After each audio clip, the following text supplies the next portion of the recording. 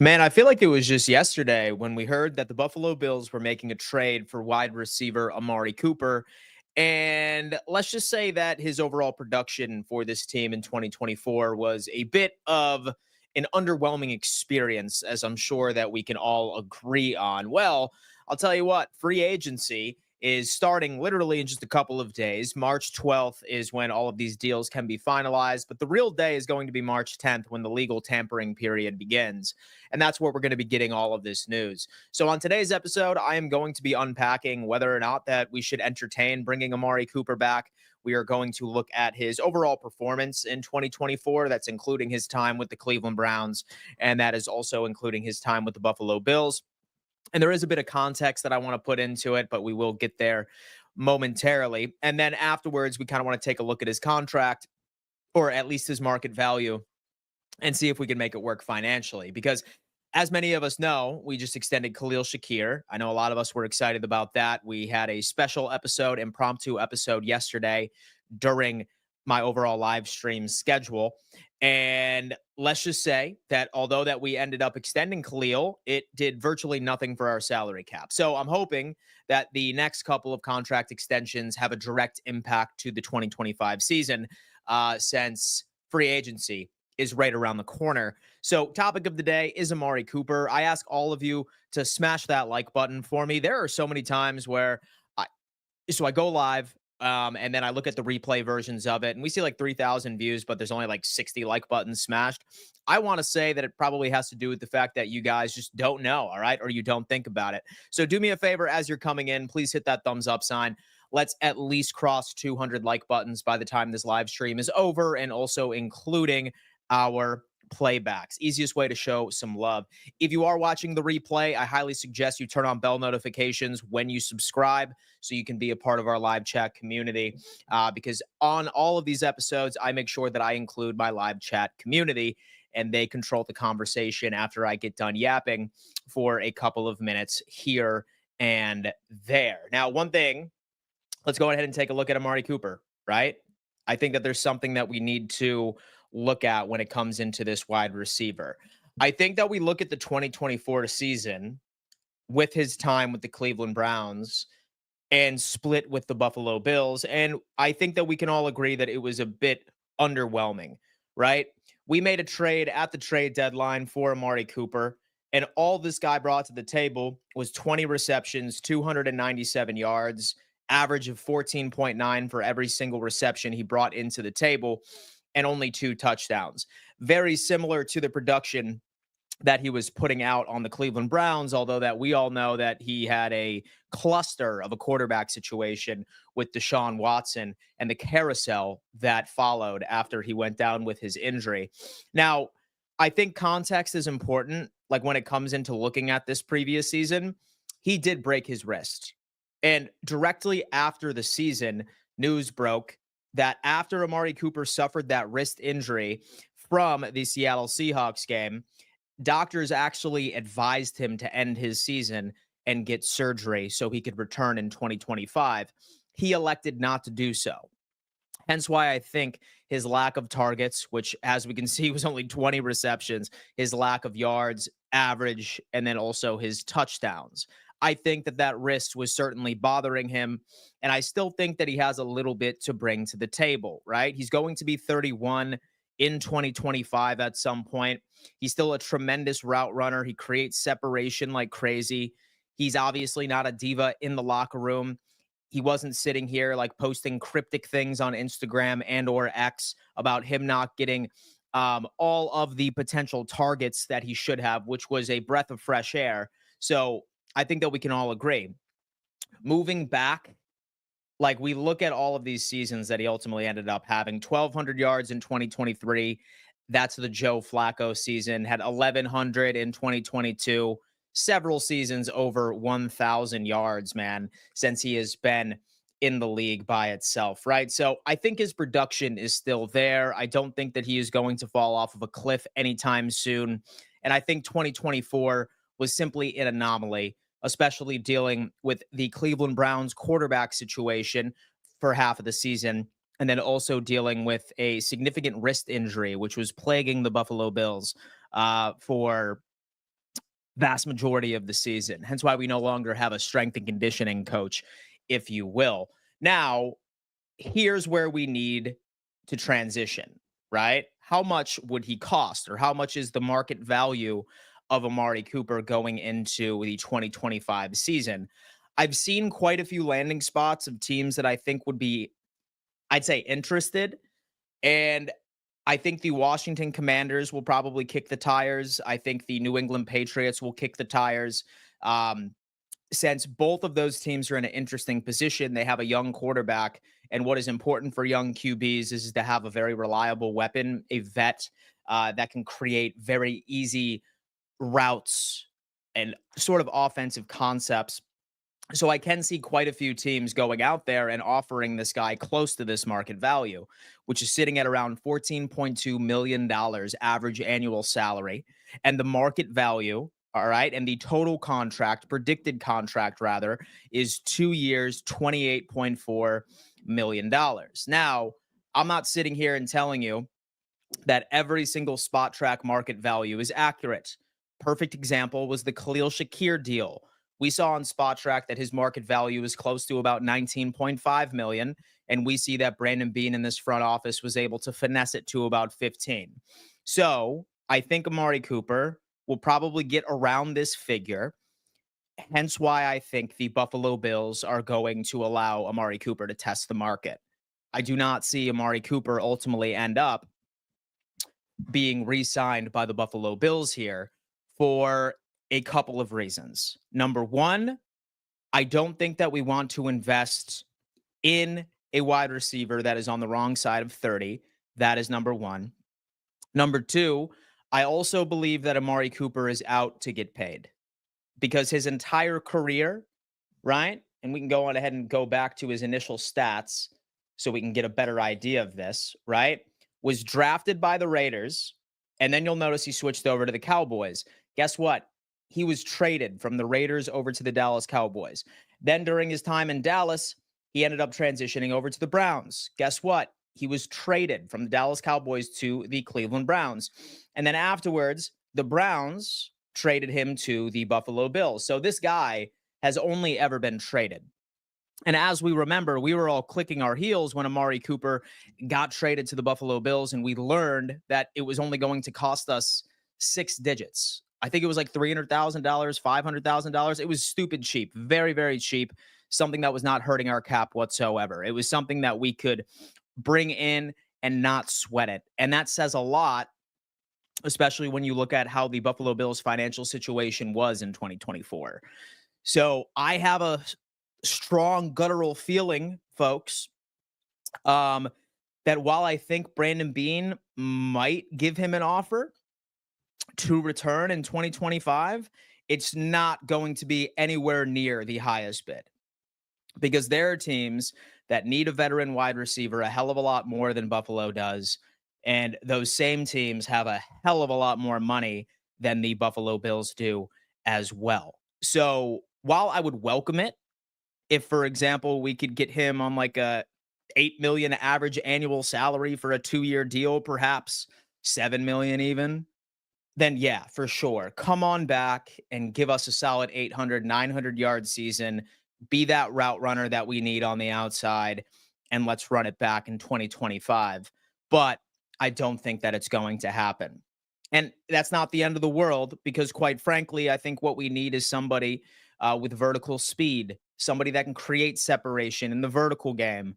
And that could easily be addressed by either targeting the likes of Hollywood Brown. That could easily be addressed by targeting some of the speedy wide receivers that we have started to point out in the mid rounds of the NFL draft. So if you were to ask me, I genuinely believe that Amari Cooper is going to be gone. All right. He will be on a different team, and he was nothing but a half of year rental for the Buffalo Bills in 2024.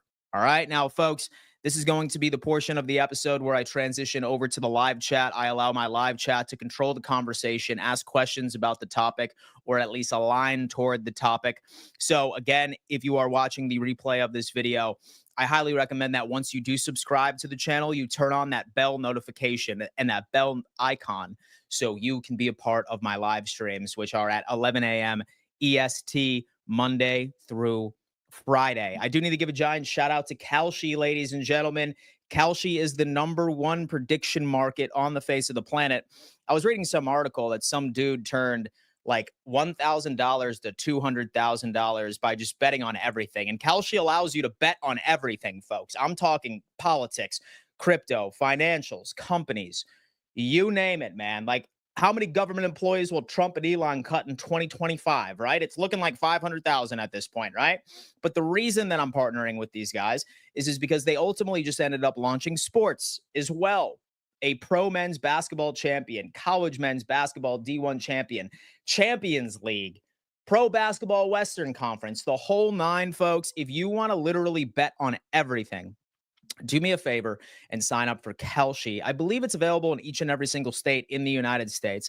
And if you use my link and use code Don Mafia, one word, DONMAFIA, then you are going to get a free $10. All right, $10 to give your first prediction and potentially get some crazy odds from it. Guys, remember, supporting my sponsors is the exact same way as supporting me. And plus, I'm giving you a free $10 just by downloading an app that takes you 3 seconds. So go on ahead, check out Kalshi. I promise you will be addicted here momentarily. Smash that like button, folks. Again, our goal is 200 like buttons by the end of my replay version. So go on ahead, and if you are in, just go on ahead and smash that thumbs up sign, and let's take a look.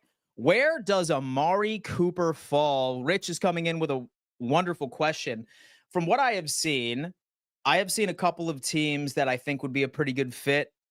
I think that the Washington Commanders would be intriguing because you have Jaden Daniels, you have Scary Terry. I think that if you have a route runner on the opposite side of Scary Terry, I think that that is a perfect fit, a match made in heaven for Jaden Daniels. And obviously, with the Washington Commanders having so much money in free agency, I could totally see them kicking the tires there. I could also see the New England Patriots going out and offering him a deal. They need some weapons for Drake May, especially with Mike Vrabel. So I could see him landing there and a variety of other teams. But I think that it's going to be one of those top 3 teams as far as cap space. Problem with a replacement wide receiver is we need lots of defensive help. Richard Forbes is coming on in. And listen, I will tell you what, that is the main theme this offseason. Everyone's like, yo, we just need defense. We just need defense. And yes, I agree with you there. However, I still think that we do need to add somebody that has a bit vertical speed as well to our offense to put a cherry on top. And again, I'm not bitching about it too much because, again, we were the number one scoring offense in the NFL, playoffs included. So I'm not saying that we go out there and draft a wide receiver number 1 in the first or the second round. And I'm not saying that we go out there and we spend top dollar for another wide receiver. All I'm saying is that if we can get Hollywood Brown for like $4 or $5 million per year, a 2-year contract, you 110% take that. Or say, for example, Royals or Jalen Royals falls to us in the 3rd or the 4th, then yeah, 110%. But my focus will continue to be interior defensive line and also edge rushers, which is intriguing because I have been watching quite a bit of the updates at the NFL Combine, and we have been visiting quite a few, and we have been conducting interviews with quite a bit of prospects on both facets of that game of what we need. Trade for Garrett, give Cleveland an offer they can't refuse. Bills aren't going to win shit until they get another top guy in the league of defense. Listen, I'm fine with Myles Garrett, and we still hear this Cleveland Browns GM saying that they are going to hold him hostage in 2025. I'm still holding on to hope that we can get it done. But again, I always like to remind everybody, nobody in the league or nobody in the AFC is going to win shit, right?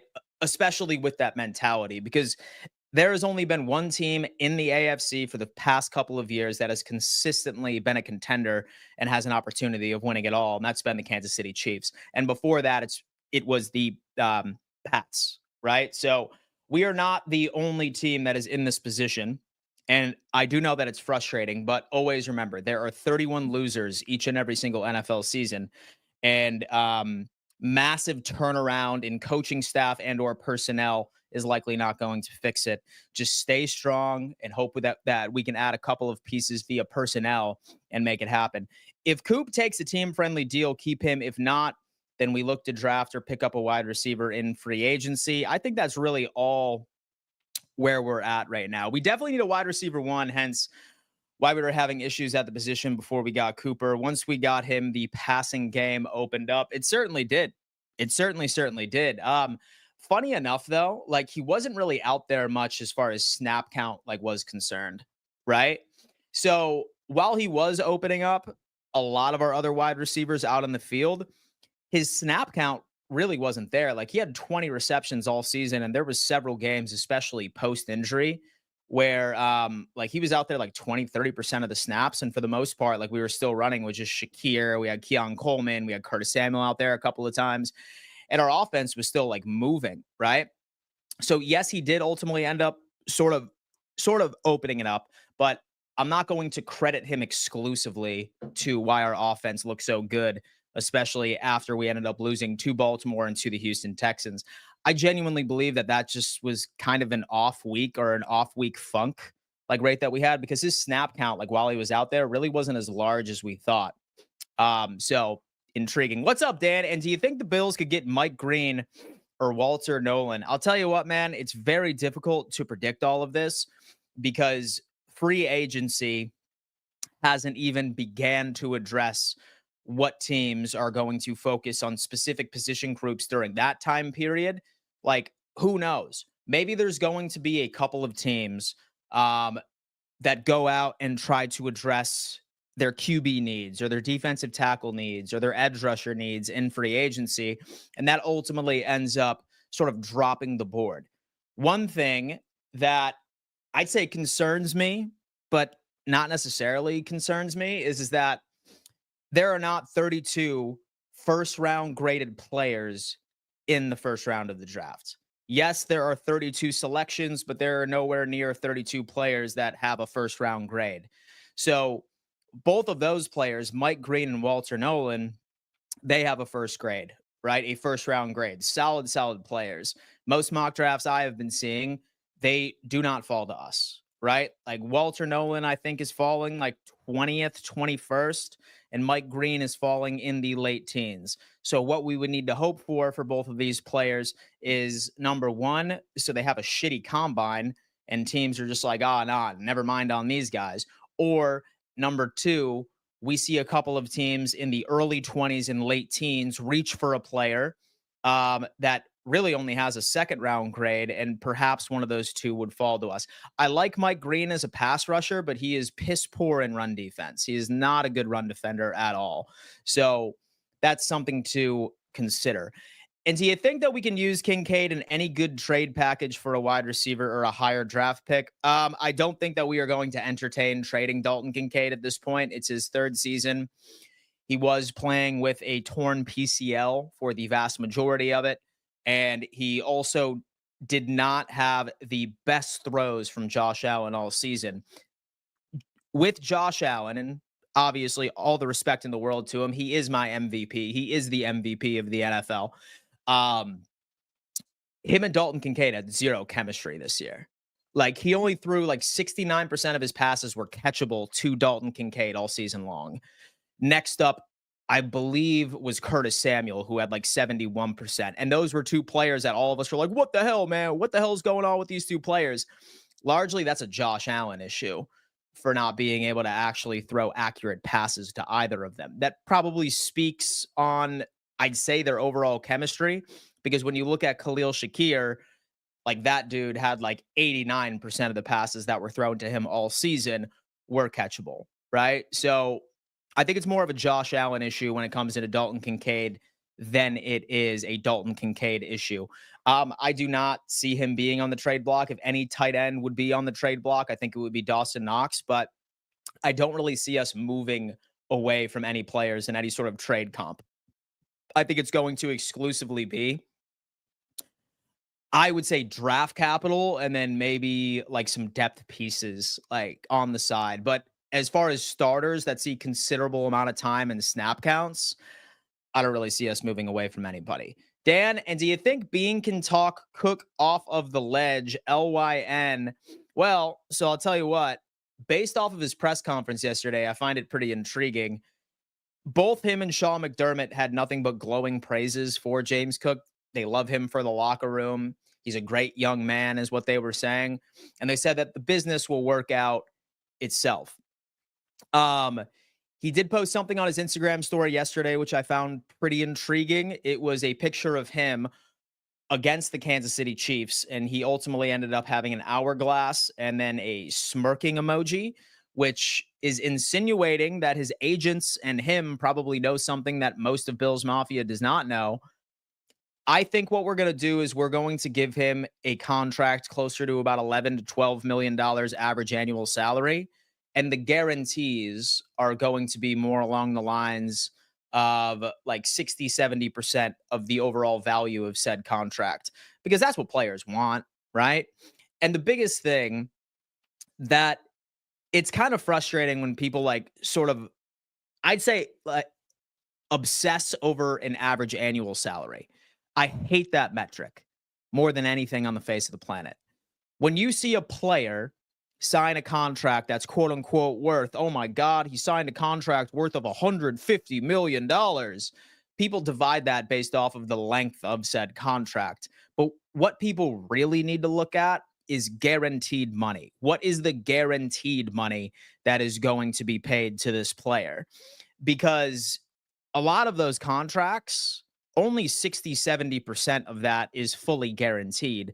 And after the guarantees are all gone, you can very much walk away from the player with very limited issue on your cap space in the first place. So I think people that are over obsessing about $15 million per year, don't look at that number. Don't look at how much his contract is valued at. Look at how much guarantees are there, right? Because that's truly what plays a massive impact on a cap room. Like that is what truly does. So as long as his average annual value based off of his total guarantees is like $10 million a year, then we should be happy. Who gives a shit? If, for example, he signs like a $16 million a year average annual salary, because a lot of those funds are solely determined on whether or not that he's going to be on the roster for the next 4 to 5 years. I think that's a really good way of looking at it. Write that down. Put that in y'all's heads. Stop looking at average annual salary, because a lot of the times makes zero sense. Look at guaranteed money. That is what has a direct impact on the cap room. 110%. Damn, I'm cooking today, boys. I could see a scenario where he doesn't get many offers from contenders and ends up taking a 1-year deal to stay in Buffalo. Don't think money is a concern for AC. He's already made $136 million, perhaps. Listen, he has said so many times during his locker room post-game press conferences how good it feels to win.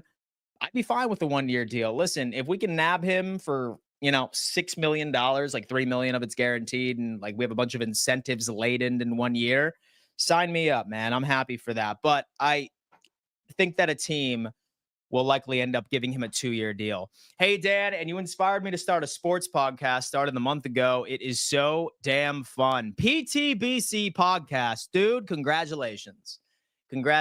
My advice to you is you are in it for the long haul.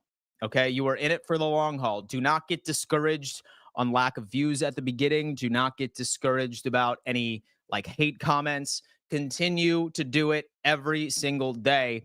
And the best piece of advice that I can give you is motivation will not give you shit.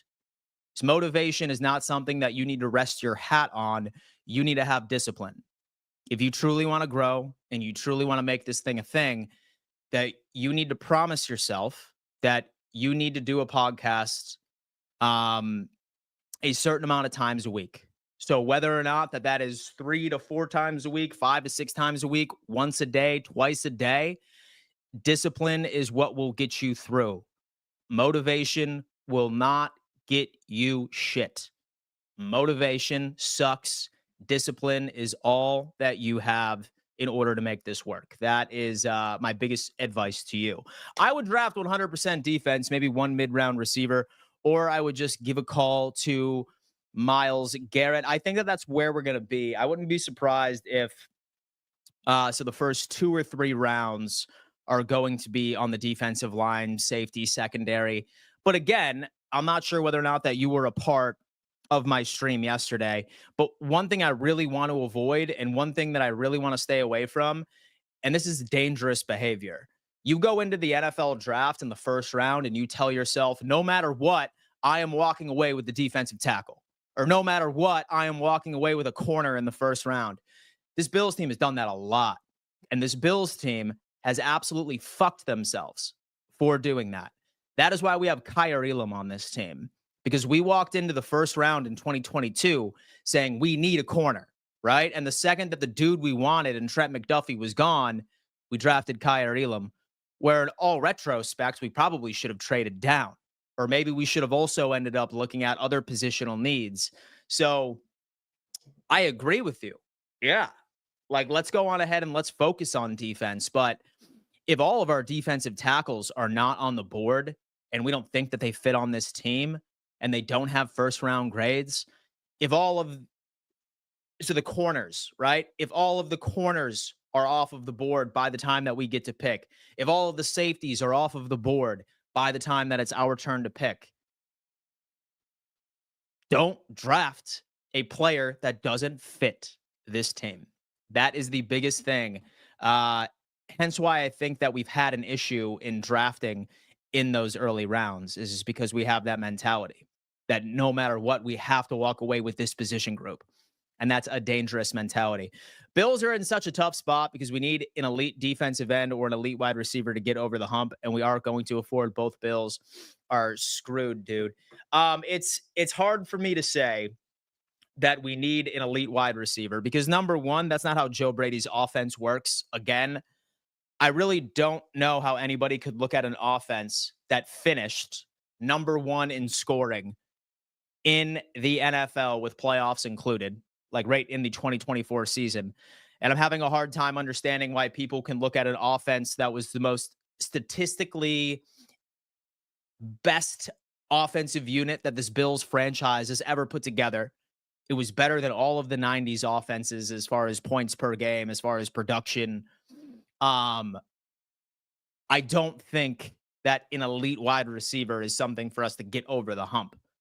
In fact, what I will say is that we could theoretically roll with the exact same wide receivers as last year, and I don't see much of a change.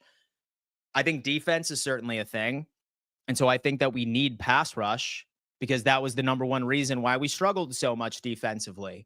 What was one of the saving graces in 2024 was that we had the propensity of taking the football away, right? Like we were number one in turnover differential, and that's what saved us. But that's what masked our true issue. And our true issue was that we lived or died by our ability to take the football away. And we couldn't stop third downs to save our damn life. So I do think that we need a revamp of the defensive line, some sort of game changer. I'm hoping that it's Myles Garrett. I'm hoping that it could be a young guy that can really step up. I'm hoping that maybe it's Greg Rousseau that steps up finally and he's our guy, but we need someone to get to the QB. I don't think that we're really that far off from having a lot of these things. Is Bean's selection of Matthew Golden at 56 possible? I have seen Matthew Golden go in the first round, but then again, I mean, we don't know how Matthew Golden is going to perform in the NFL Combine. His draft stock could potentially fall. We could see a couple of teams that need a wide receiver in the first address it in free agency, which would make him fall into the second. But I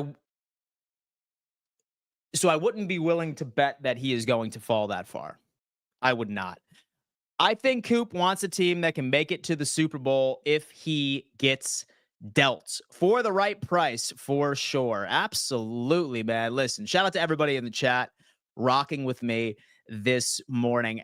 How are the Eagles so sick to have so much talent at almost all positions? Just drafting well, dude. And just drafting well, right? Like, I mean, really outside of Saquon Barkley, like you look at their defensive line specifically, and like you ultimately end up looking at a lot of their wide receiver weapons. It's just really good drafting.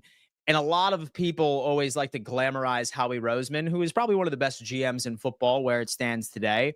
But I feel like a lot of people don't understand that he fucking sucked his first couple of years. Like, he could not hit a home run on a draft class to save his damn life. And a lot of people in Philly wanted him gone. And it just took some time. But he just ultimately ended up having a couple of good draft classes here and there. And he has just been leveraging quite a bit. Now, do keep in mind that right now where it stands in Philadelphia, so they are going to be walking away with quite a few of their pieces on the defensive line this year. Same thing with Josh Sweat. He is more than likely going to be signing on a different team. And there's also Milton Williams as well. He is a pending free agent. He is probably going to have to walk. So it comes with the territory of drafting well, right? Sometimes you have to say goodbye to some key positions because of the salary cap. And enough of the BS that he can play this POS and that POS. Just get the effing best guy that fits the POS of need. I understand, but did we score more than the other team to get to the Super Bowl? No, we didn't. We need a guy. So, I mean, again, dude, like I said, like no team in the AFC has had success against the Kansas City Chiefs in recent memory. And say, for example, that like you want to dawn the Bengals a couple of years ago, you certainly can. But I feel like that was just an anomaly. So it's not something. It's an any given Sunday sort of league. It's an any given Sunday sort of league. We need to splash in free agency, period. Our Bills pick late, so that basically a second rounder, and that is what we are looking at. If you're not moving up in the draft, offer Giants pick for Lawrence. He'd be expensive. I'm kind of good on that, guys. Kind of good on that. Take it from a Fins fan. 1 year of great offensive success does not prove your offense is elite. I've been there and lived that delusion for the 2023 season. A defensive end, safety, and a corner. I think we can all agree there. Richard Forbes, I was under the impression that Rousseau would start to ball when he got paid. His pressures are up there. He's a solid run defender, but he's just not finishing, right? He's not finishing. So many teams are going to go after wide receivers. What a headache offseason. Kind of like Ed. Dan, and do you think that we are going to cut Matt Milano?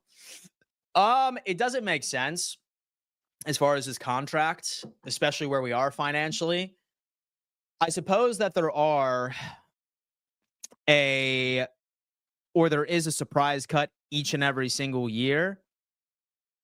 And at one point I was playing around and toying around with the idea, but I'm not particularly sure that I'm big on that one right now. I'm hoping Josh Allen takes less in order to build a monster roster. Push the chips in for Lawrence and Garrett and pick a corner from the draft, a safety and linebacker and wide receiver if there are any picks left. 4 kids party rental with a $2 donation. Thank you so much, man. I sincerely appreciate that. Guys, that is going above and beyond for this channel, but let me tell you what the easiest way to show love is just do me a favor and hit that thumbs up sign. Several times I see like 2,000-3,000 views per episode, but then I only see like 60-70 like buttons smashed. So do me a favor, hit that thumbs up sign. I know that it's probably y'all just forget about it.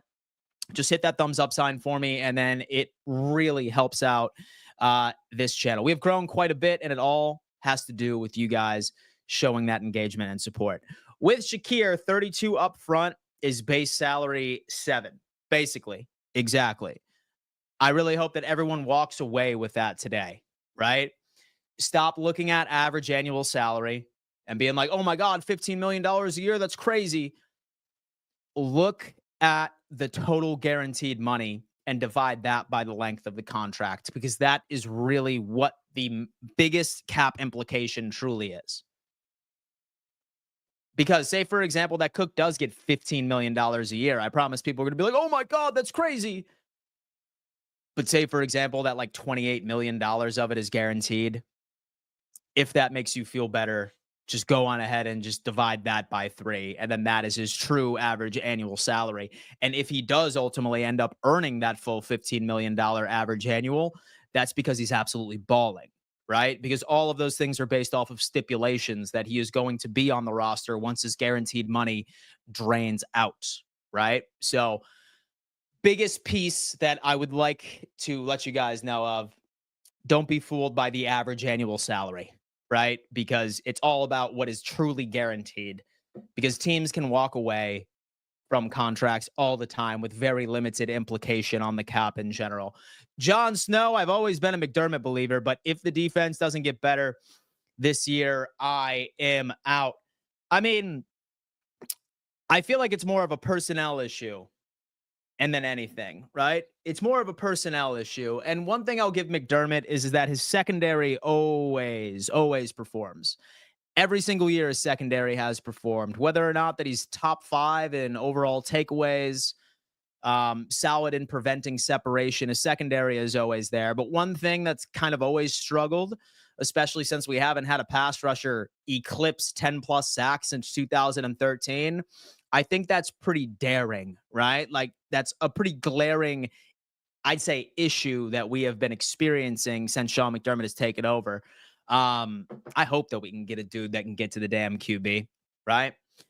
I'm getting more and more intrigued about getting Hollywood Brown. I mean, dude, he'd cost like $4 million a year for like a 2-year deal, like a 3-year deal. Like, why not? Right? Like, he's got the speed. And so we've already heard from like Josh Allen that he's interested in potentially bringing him in. If, for example, we get Hollywood Brown, then I would be happy because he's not going to cost a lot of money. There is a lot of talk about the upcoming signing of James Cook, but what about the contract extension of Christian Benford, and what should the amount of his next contract be? David, fantastic question. I actually did a video on that about a week or so ago. So let me tell you a look of what Christian Benford's spot track of what his market value would look like. Now, granted, I do want to put out a disclaimer here that this is not always 100% accurate, but it does give you a pretty good understanding of where he could be, right? And according to Spot Track, David, Benford is worth $23 million average annual salary. Again, I absolutely hate that number. Okay, I hate that number. So we can go on ahead and not have or take this seriously. A 4-year deal worth $91 million, average annual about 22.9. And what they did was that how they came with this number is that they ended up putting other corners in the league based off of when they were Christian Benford's age and how long the said contract would be, right? So you have AJ Terrell, you have Surtain, you have Denzel Ward, you have Jair Alexander, and that is truly where Benford is as far as production, because Benford, he was second in DVOA in preventing separation, only to Patrick Surtain II, the defensive player of the year. Benford is one of the best corners in the NFL, if you were to ask me, and his next season is going to be crazy. However, again, I do want to remind everybody, don't worry about this number. Don't worry about $23 million because all contracts are based off of a value of said contract, but that is just potential value. What are the guarantees going to be? And the guarantees, if you were to ask me, if we were to give a contract like this to Christian Benford, I think that it would be closer to about $50 to $60 million of it would be guaranteed. So with that, you would simply just go on ahead and you would divide that by 4, and that would be about $15 million a year as far as his overall average annual salary of what was truly and fully guaranteed. He would have the potential of earning $23 million a year and a potential of earning 91, but that only means, and that is only based off of if he performs, if he is on the roster after his guarantees are completely dried up. 9 times out of 10, once guarantees are completely gone, folks, there are ways for teams to get away and limit the implications on the cap space. So again, just want to go on ahead and let everyone know, stop looking at average annual salary. Start looking at total guaranteed money. That is precisely how you need to look at it, right? So if you were to ask me, I love that number, and I would love for Christian Benford to get back. Go Bills is coming on Good Morning Football. So McDermott addressed the cool contract briefly, and it sounded like they were in the process of getting a deal done. I mean, listen, I'm going to have to tell you, we saw his Instagram story yesterday, And I would not be surprised in the slightest if we ultimately end up hearing some breaking news a bit later. In fact, I wouldn't be surprised if I actually have an impromptu stream later today about a new signing for the Buffalo Bills. In fact, I'm going to double check. Okay, we have Walter Nolan had a meeting. Let me see what else we got.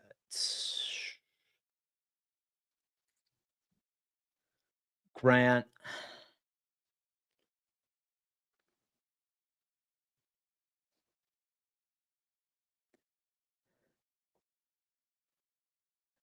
All right. All right. All right. Matt C. Yeah, I don't know if Benford is worth 20 million a year.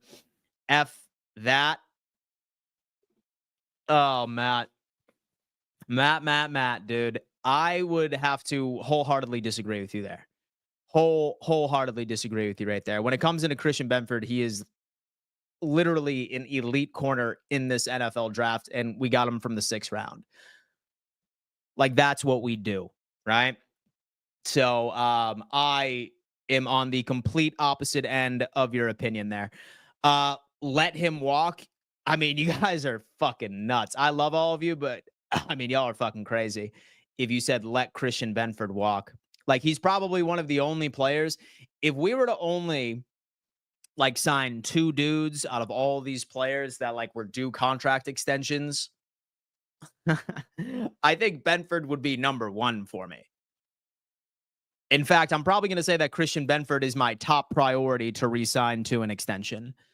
Because say, for example, that we like let it ride out next season, like that $23 million a year, which is completely pish posh and doesn't make any sense at all because we're not looking at guaranteed funds.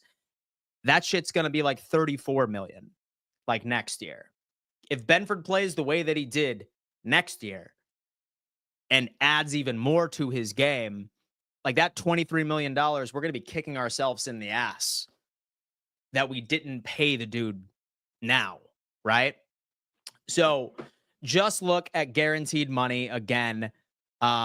It's pretty wild there. Sports Sauce, I will forever appreciate Amari Cooper, but if we got to let him go, it is what it is. I still plan to get a jersey. He still wants an Amari Cooper jersey, regardless of what happens. Truly understand that, and I love it.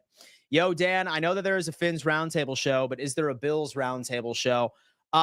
Hopefully soon. I'm a really busy guy, and as much as I love talking to the people, you know what I mean? I'm going to see if I can go on ahead and make that implemented. Bro, you want to give 20 million a year to a corner who has a 6th round pick for a reason and can't stay healthy?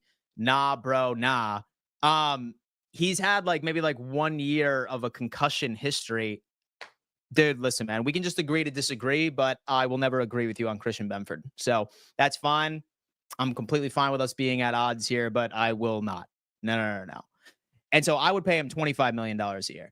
I agree. I would never say, let's see Benford walk. He is a dog. I think that was just a super crazy opinion.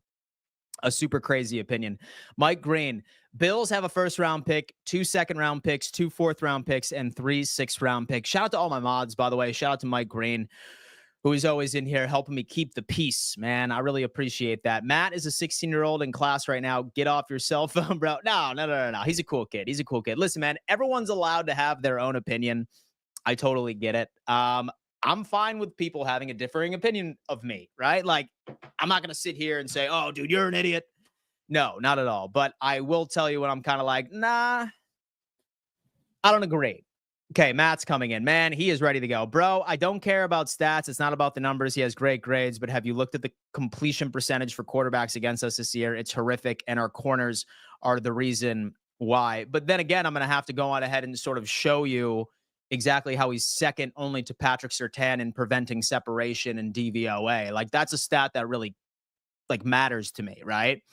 And as far as corners are concerned on PFF, like, don't look at PFF, because what they do with PFF is that it doesn't matter if Christian Benford is not even targeted, right? If somebody else gets a completion off of another corner on the opposite end of said field, that goes against Christian Benford. He's one of the best in the league, dude. He's one of the best in the league. I just will not. Yeah. Yeah, bro. I am dying on this hill that Christian Benford deserves more than 23 million. He deserves more than 23 million. Hear me out. We signed Josh Sweat in free agency. We pick up Javon Holland in free agency, draft Golden, and then draft recent corner and draft or sign Howard. We have Joshy in here, man. He's doing his thing. Isn't Benford hurt several times a year, every single season? I mean, he's still young, and it's been nothing significant. It's been nothing significant. If anyone's concerned about this, right? Christian Benford career. Let's check this out. Let's see what we got. Yeah. So in 2022, he played 9 games, but that was before he even got the starting position. He played 15 games in 2023, and he played 15 games in 2024. So I'm not sitting here and looking at this as oh my God, this is a massive red flag for injuries.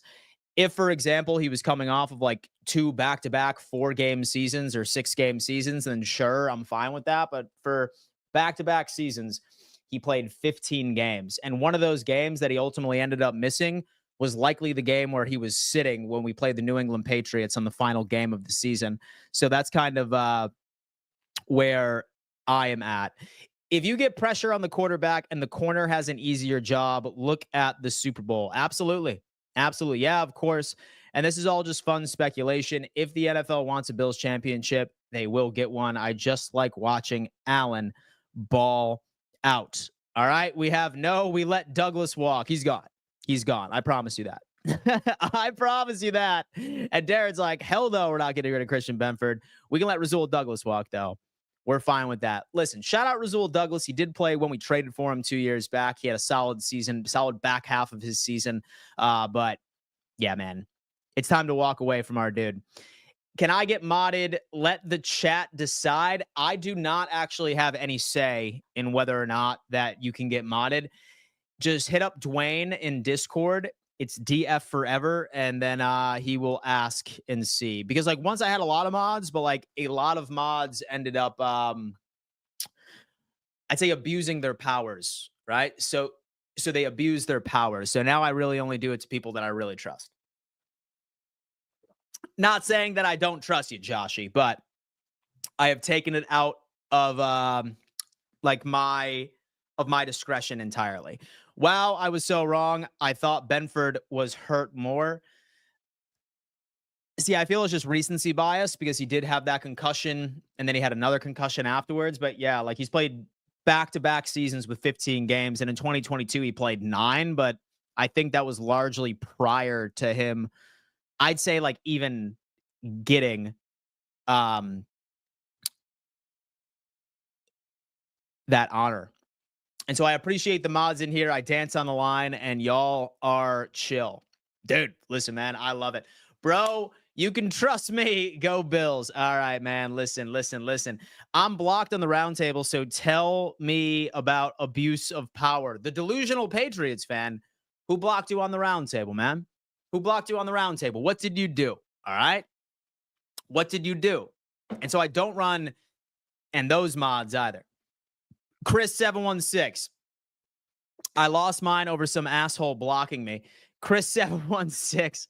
Weird to be that close to a Super Bowl and feels like we are mid-rebuild except for offensive line, quarterback, tight end. Feels like we need a new guy at every position. LMAO. I think they should sign Cooper like a 2-year fair deal. I don't think wide receiver free agent market is a great one. So I like Hollywood Brown. I'm sure he said something delusional. Bills for life. What do you think Bernard's market value is? Could we get him for about 12 million? I would pay Benford 20 mil, but if we could get it around 18, that would be insane. So if we are looking at Benford, this is what Bernard looks like. Terrell Bernard spot track. And listen, as much as I want to pay Benford first, I've been getting some signs and based off of like body language and stuff that I feel like this dude might even be that. Yeah, dude, like this right here. $6.7 million average annual salary, 3-year at $20 million contract. And again, like I said, we could probably do like a guaranteed funds of like 15 million, which would make this average annual salary even less. So to be honest with you, I think Bernard could potentially be the next player to get an extension. He could be. He very well could be. And then we ultimately end up looking at Rousseau, right? Ugh.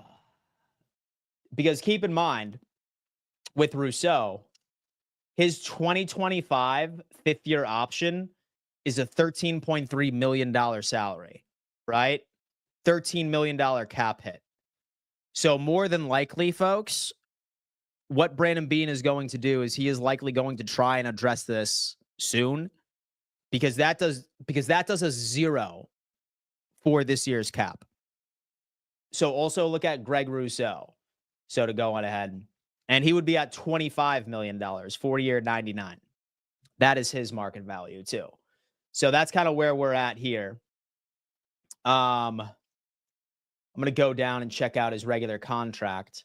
And people are just going to be like, oh, man, like, what can we do about this guy? We could potentially, right? Say, for example, that we wanted to trade him. Then, like, we could save $13.3 million. $13 million post June 1st trade. Yeah. So it's really just up to the Buffalo Bills of whether or not that they want to keep Rousseau. Basically how it's playing out. Guys, one last reminder. And so I do got to let everyone know, because we have 230 of you in here. Definitely smash that like button for me again. And one last shout out to Kalshi, folks. Kalshi is the ultimate prediction market. If you guys want to bet on literally everything, I'm talking politics, crypto, weather, economics, tech science, financials, you can do it over on Kalshi. Like, what will Trump say in his speech about the State of the Union? LA, drill, baby, drill. How much government spending will Trump and Elon cut this year? Blah, blah, blah. You can bet on everything. I was reading an article about some dude that like turned $200 like $100,000 the other day on this app. And they just launched sports as well, each and every single sport by itself. So if you are interested, I am giving you guys a free $10 to bet with for your very first bet on Kalshi. Link is pinned at the top of the description. And just use code DONMAFIA, DONMAFIA, and you get that $10 sign-up bonus. You do not want to miss out on this. Guys, remember, supporting my sponsors is very similar to supporting your boy over here. So say, for example, you want to give it a try. I mean, I'm giving you a free $10 just to download an app, help your boy out, and sign up for our good friends, Kalshi. All right, guys, thank you so much for tuning in to another edition of Don Mafia Live. All right, I am live twice a day at 11 a.m. EST and 5:15 p.m. EST. So make sure if you are subscribed, you have those bell notifications turned on so you never miss a live episode. Next stream later this afternoon, I'm likely going to be covering all of the interviews that we have reportedly had at the combine already. And that is including defensive tackles, that is including edge rushers. Certainly go on ahead and stay tuned for that. Love you guys so much. Thank you for your continued support. I wouldn't be here without you guys. And we'll see you a little later. Deuces.